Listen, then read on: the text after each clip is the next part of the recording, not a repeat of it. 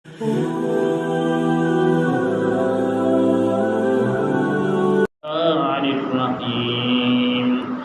أفلح من زكاها وقد خاب من دساها اللهم صل على محمد وعلى آل محمد كما صليت على إبراهيم وعلى آل إبراهيم إنك حميد مجيد اللهم بارك على محمد وعلى آل محمد كما باركت على إبراهيم وعلى آل إبراهيم إنك حميد مجيد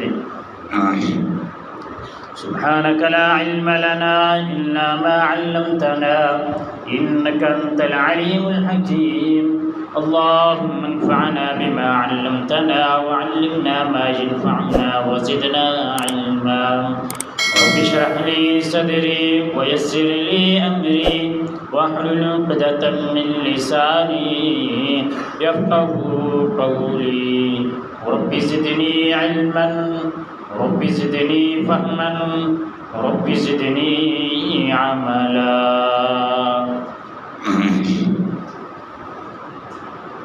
حمد و ثنا اللہ وحدہ لا شریک کے لیے انگنت پہ تو حساب درود و سلام حضرت محمد رسول اللہ صلی اللہ علیہ وآلہ وسلم کی ذات پر۔ محترم سامعین، رمضان مبارک کا آخری جمعہ ہے۔ سب سے پہلا اشکال جو ہمارے ذہنوں کے اندر موجود ہوتا ہے، اور آپ نے سوشل میڈیا پہ بھی مختلف قسم کی پوسٹیں دیکھی ہوں گی، جمعۃ الوداع کے دن یہ ذکر یہ ذکر یہ ذکر، اس کی کوئی حقیقت نہیں۔ جس طرح پہلے 3 جمعے رمضان ان کی عظمت اور فضیلت ہے، ویسے ہی اس جمعے کی فضیلت ہے، اس سے زیادہ کچھ نہیں کہ جمعۃ الوداع کے دن یہ ذکر کریں یہ ذکر کریں۔ صبح میرے پاس ایک پوسٹ ہے، سوال ہے، بڑے لمبے اذکار لکھے ہوئے تھے کہ جمعے والے دن یہ ذکر کریں۔ میرا خیال میں بندہ جمعہ نہیں پڑھ سکتا، اتنے وہ اذکار تھے۔ سب سے پہلا اشکال یہ ہمارے ذہنوں سے نکلنے چاہیے۔ دوسری بات، رمضان المبارک کا مہینہ آج 24واں روزہ ہے، 24 دن گزر گئے۔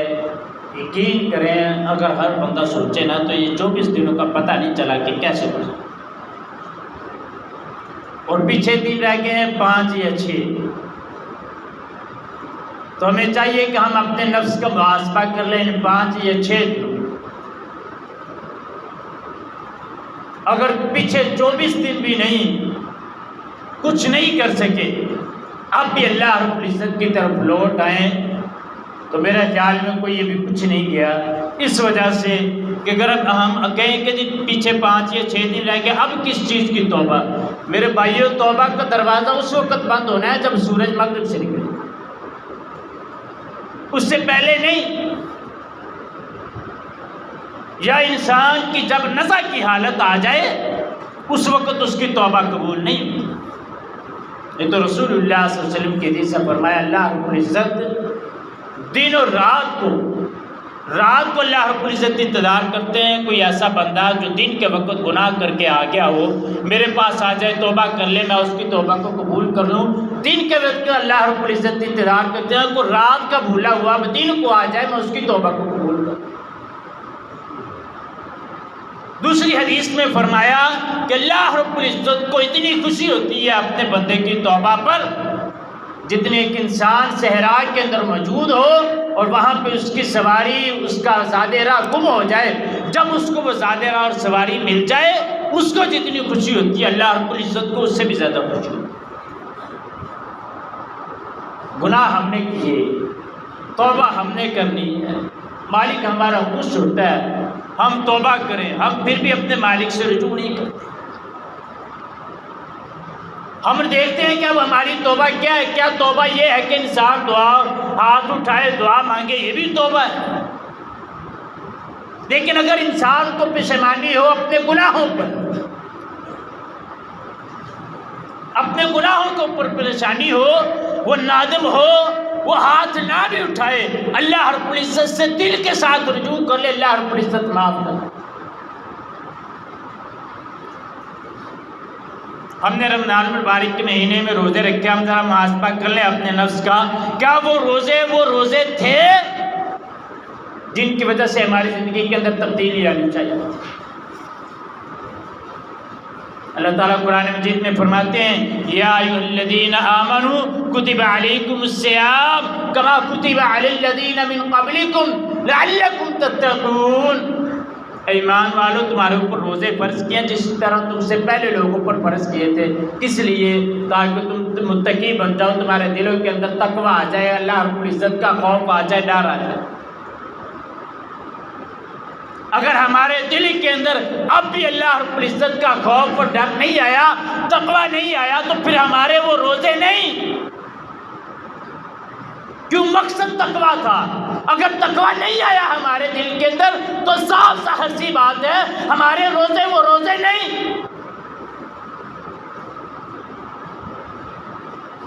تقوی کسے کہتے ہیں؟ کائنات کے امام کی پہلی حدیث فرمایا تقوی ہا ہونا ویشیر الی صدری ثلاث مرات، اللہ کے نبی نے فرمایا تقوی یہاں ہے، آپ نے اپنے دل کی طرف 3 مرتبہ اشارہ کر کے فرمایا تسلیم،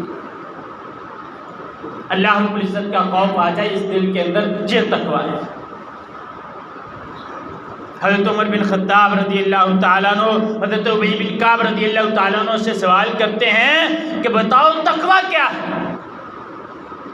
ابی بن کعب کہتے ہیں عمر بن خطاب کبھی آپ اس طرح کے راستے سے گزرے ہیں جہاں پہ خاردار جھاڑیاں ہوں، کانٹے ہوں، جس سے آپ کے کپڑے الجھ جائیں؟ فرمایا جی گزر ہو جاتا ہے اس طرح کی جگہ سے۔ فرمایا کیا کرتے ہو؟ فرمایا میں اپنے کپڑوں کو سمیٹ کے اکٹھا ہو کے گزر جاتا ہوں تاکہ میں ان خاردار جھاڑیوں سے، ان کانٹوں سے بچ جاؤں۔ حضرت ابی بن کعب فرمانے لگے یہی تقویٰ ہے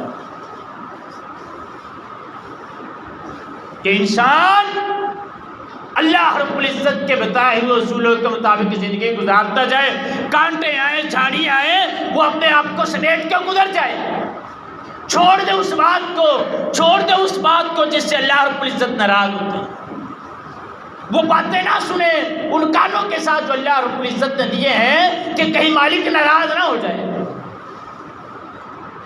ان آنکھوں کے ساتھ جو اللہ رب العزت نے دی ہیں ایسی چیزیں نہ دیکھے جس سے اللہ رب العزت ناراض ہوتے ہیں۔ اگر تو یہ چیز آ گئی ہے ہمارے دل کے اندر، تقویٰ آ گیا ہے ہماری زندگی کے اندر، یہ تبدیلی آ گئی ہے، تو پھر تو روزوں کا فائدہ ہمیں نظر آتا ہے، نہیں تو کوئی فائدہ نہیں۔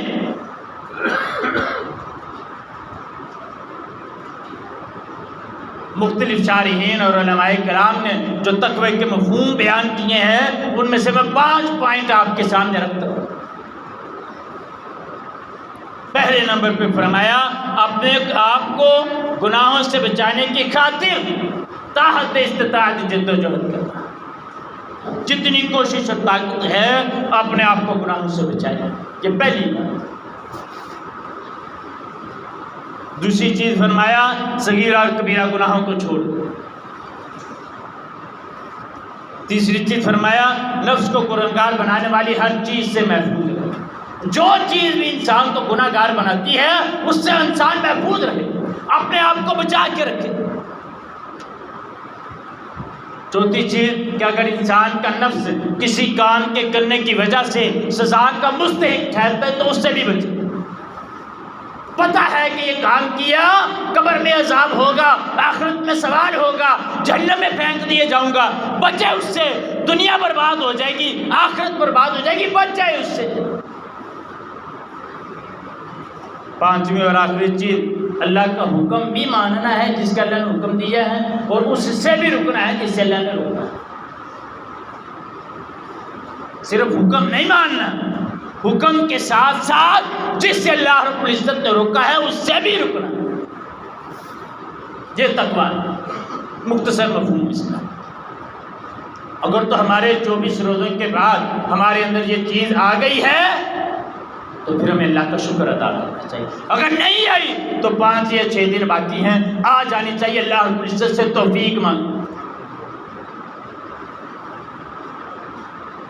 ایک ہم نے عجیب دیکھا ہے کہ یہ طاق رکھتے ہیں ہمیں اپنے آپ کو بھی جگانا چاہیے اور کس کو اپنے گھر والوں کو بھی جگانا چاہیے، ہماری اولادوں کو پتہ ہو کہ طاق رکھتے ہیں۔ اللہ کے نبی آخری اشرا داخل ہوتا شدہ من ازارہم، آپ کمر کس لیتے احیا لیلہ و ایقظ اہلہ، آپ خود بھی جاگتے اپنے گھر والوں کو بھی جگاتے۔ کچھ ایسے لوگ بھی ہیں آپ بھی دیکھتے ہوں گے جن کو رمضان المبارک کا بھی ذرا حیا نہیں آیا، رمضان المبارک میں بھی انہوں نے روزہ رکھ کے کوئی ایسا کام نہیں کیا، جن کو ابھی بھی سٹیٹس گانوں کے لگتے ہیں۔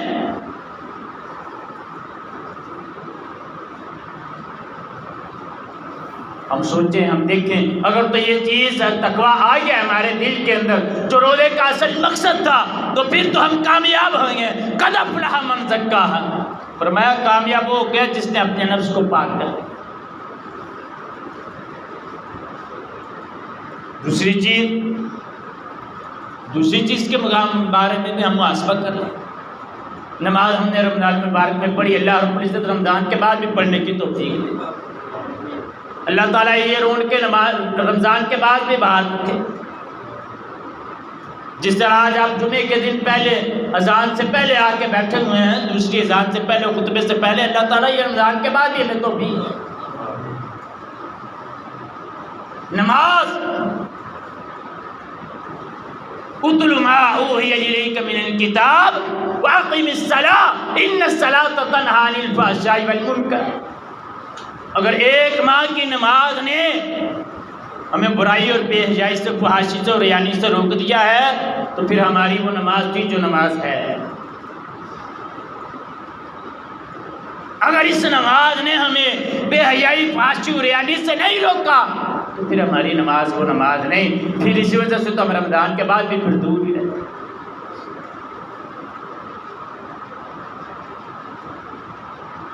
ہمیں چاہیے کہ ہم اپنی نماز کی فکر کریں، جس طرح رمضان مبارک میں پڑھی ہے نا، سنت کے مطابق اس کو ادا کرنے کے اللہ رب العزت ہمیں توفیق دے، باقاعدگی کے ساتھ پڑھیں۔ کن کرے جنہوں نے نمازیں پڑھنی ہوتی ہیں وہ بہانے ہی دے۔ ہمیں سب سے زیادہ جلدی آ کر مسجد میں ہوتی ہیں، اور میں تو یہ کہتا ہوں کہ میں ہوں یا کوئی بھی امام ہو، اگر تو وہ کسی شرعی عذر کے بنا کے بغیر لیٹ ہوتا ہے تو پھر اس کی غلطی ہے، اس کو اپنی غلطی درست کرنی چاہیے۔ لیکن اس کا مطلب یہ بھی نہیں ہے کہ ہم نماز سے آئے ہیں مسجد میں دیکھا قاری صاحب نہیں ہیں، آپ کی محبت کو اللہ قائم رکھے، آپ میرے ساتھ ایسے نہیں کرتے۔ لیکن اکثر مساجد میں یقین کریں ایسے بھی ہوتا ہے کہ امام صاحب ابھی دروازے میں ہوتے ہیں، لوگوں کو باتیں کرنا شروع کرتے ہیں۔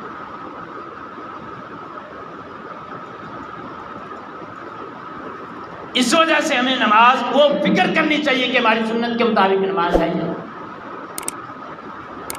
اگر تو اس نماز نے ہمیں بے حیائی، فحاشی ریانی سے روک دیا، تو رمضان کی جو 24-25 دن کی نمازیں ہم نے پڑھی ہیں، اگلے 5-6 دن میں ان کو تبدیل کریں اور زیادہ اس کے اوپر پابندی کریں۔ یقین کریں ایک حدیث آپ کو سنا دوں، چاہیے تو یہ تھا کہ میں پہلے سناتا لیکن آپ کو سنا دیتا ہوں۔ اللہ کے نبی نے فرمایا جو بندہ 40 دن تکبیر اولیٰ کے ساتھ نماز پڑھے، 40 دن، فرمایا اس کے لیے 2 براتے ہیں، 2 چیزوں سے وہ بندہ بری ہو جاتا ہے۔ کون سی 2 چیز؟ ایک تو جہنم سے وہ بری ہو جاتا ہے، اور دوسری چیز یہ ہے کہ فرمایا کہ اس بندے کو اللہ رب العزت منافقت سے بھی بری کر دے۔ منافقت سے بھی وہ بندہ بری، سب سے برا درجہ منافقت کا ہے۔ ادھر اور ادھر اور، اس کے منہ پہ اس کے منہ پہ اس کے، یہاں کی باتیں وہاں، وہاں کی باتیں یہاں، جس سے بات کرنے والی اس سے کرنی نہیں۔ منافقت کے اعلیٰ درجے پہ ہم قائم ہیں۔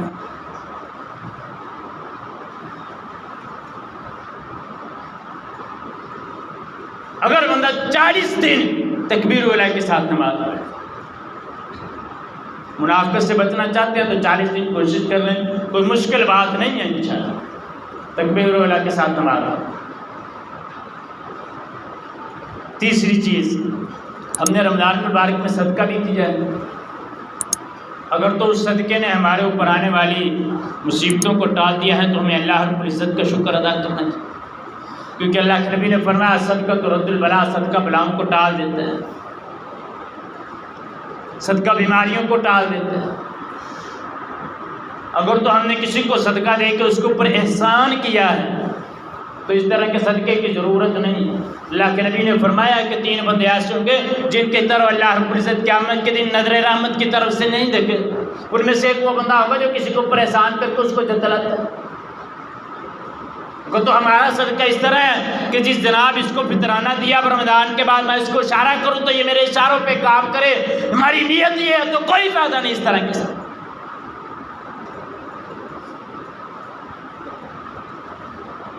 صدقہ اللہ کے نبی نے فرمایا ایک ایسی چیز ہے کہ قیامت کے دن جب کوئی سایہ نہیں ہوگا اس وقت انسان اپنے صدقے کے سائے کے نیچے۔ ایسا بندہ فرمایا جو بندہ دائیں ہاتھ سے صدقہ کرتے بائیں کو پتہ نہیں چلتا، فرمایا قیامت کے دن اللہ رب العزت کے عرش کا سایہ ہو۔ ایک حدیث کے مطابق جو بندہ قبر میں جاتا ہے فرمایا صدقہ انسان کو قبر کے عذاب سے بھی بچاتا۔ اگر تو ہمارا صدقہ ہے اس طرح کا کہ ہم دائیں ہاتھ سے کریں بائیں کو پتہ نہ چلے تو پھر تو ہمیں اللہ رب العزت کا شکر ادا کرنا چاہیے۔ اگر نہیں اس طرح کا کیا 5-6 دن باقی ہیں کر کے اپنے آپ کو تبدیل کر لیں۔ چوتھی چیز جو روزہ ہے نا، روزہ انسان کو احساس دلاتا ہے۔ احساس کس چیز کا؟ سخت گرمی ہو 12-1 بجے بندے کے پاس سو جاتے ہیں اور اس کو بھوک اور پیاس کا احساس ہوتا ہے اپنی۔ اگر تو اس کے دل میں کسی کا احساس ہے نا تو پھر اس کو کسی کی بھوک اور پیاس کا بھی احساس ہونا چاہیے۔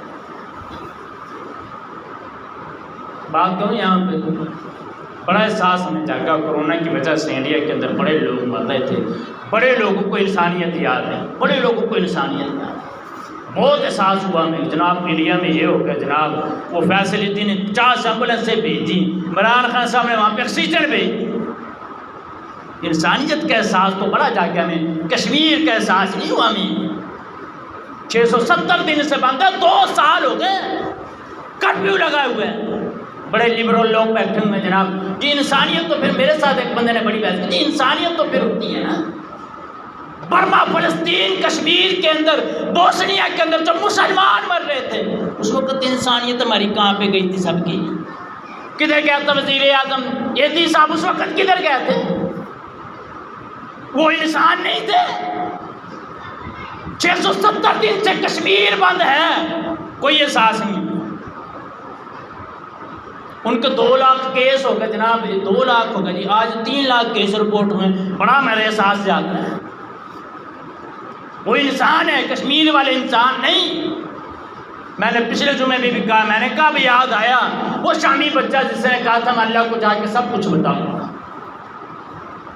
اس نے بتایا ہوگا اللہ کو جا کے۔ اب بڑا میں احساس جاگ رہے ہیں، یہ احساس ہمیں اپنے مسلمان بھائی کے بارے میں بھی ہونا چاہیے جو وہاں پہ ہمارے انڈیا میں بیٹھے ہوئے انسانوں کے بارے میں ہوتا ہے۔ یہ احساس ہمارے محلے کے اندر ہمارا کیوں نہیں جاگتا جو بیچارہ بھوکا بیٹھا ہوا ہے؟ یتیم بچوں کے بارے میں ہمارا احساس کیوں نہیں جاگتا؟ یہ احساس ہمیں اپنے چاچو یا ماموں کے بیٹوں کے بارے میں کیوں نہیں جاگتا؟ ادھر شریکہ، برادری، قبیلہ، رشتہ داری، وہاں پہ سب کچھ آ جاتا ہے۔ غیر مسلموں کے بارے میں ہمارا بڑا احساس جاگتا ہے۔ اگر یہ روزہ رکھے ابھی تک ہمیں احساس نہیں جاگا اپنے محلے کا، مسلمان بھائی کا، اپنے رشتہ دار کا، تو پھر جتنے مرضی احساس کرتے رہو، جتنی مرضی جس کے مرضی بارے میں احساس کرو تو کوئی احساس نہیں۔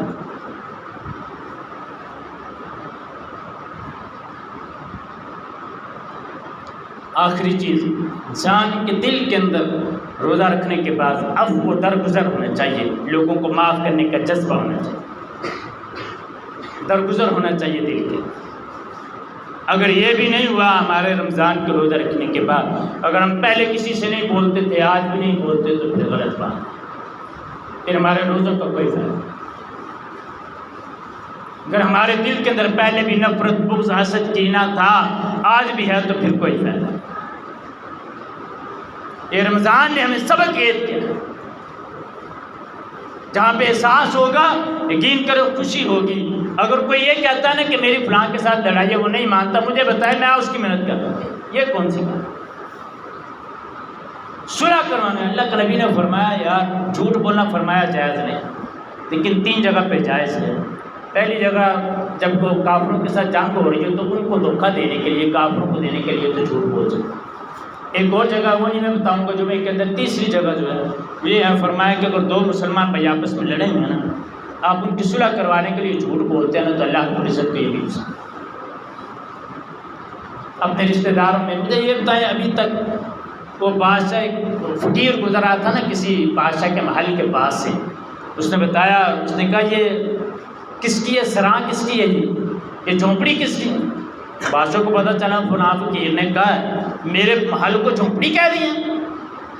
اس نے بلایا، اس نے کہا تو نے میرے محل کو جھونپڑی کو کہا؟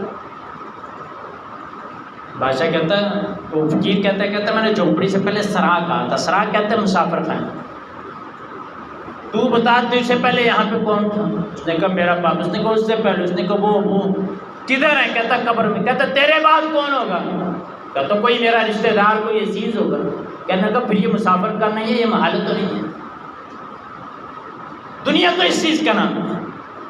ہم دیکھ لیں کہ ہم میں سے کتنے ہمارے عزیز و کرب پہلے فوت ہو گئے ہیں، اب ہماری بھی باری آنے والی ہے، تو ہمیں یہ سوچنا چاہیے کہ ہم کیا کر رہے ہیں اس دنیا میں۔ جب ہمیشہ ہم نے رہنا نہیں تو پھر یہ نفرتیں، یہ بغض، یہ حسد، یہ کینہ کس بات کی؟ یقین کریں نفرت اور حسد کی وجہ بھی کچھ سمجھ نہیں آتی، صرف اس وجہ سے نفرت اور حسد ہوتا ہے کہ جی اس نے مجھے جی شادی پہ نہیں بلایا، یہ کون سی بات ہے یار؟ لو جی میرا بیٹا پیدا ہوا، اس نے 500 روپیہ نہیں دیا اس کو۔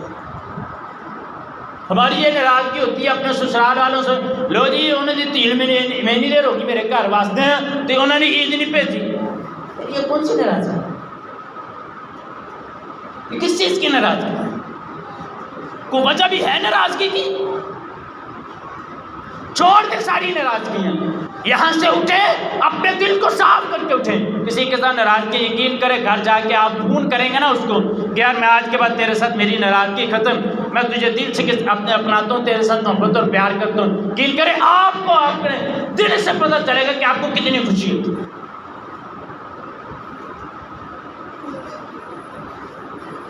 اللہ رب العزت سے دعا ہے ہمیں مل کی توفیق عطا فرمائے۔ وآخر دعوانا الحمدللہ۔